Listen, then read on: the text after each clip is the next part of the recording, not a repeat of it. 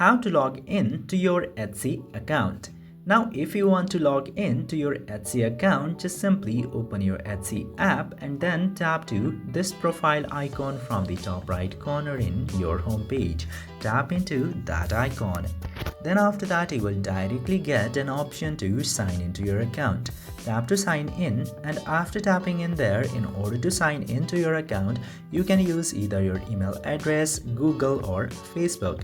And if you are using any Apple device, you will get the option of Apple account as well. Just simply enter either of those options. I'm using email address because I have used email in order to create an account in Etsy, and then tap to sign in or create an account. Then if you already have an account, it will appear like this in your screen. You just simply need to enter your password which is associated with the account that you want to log in. Just simply enter your password and tap to sign in button. And after doing these very easy steps, your account of Etsy will be logged in. I hope this video was informative. If yes, don't forget to hit the subscribe button.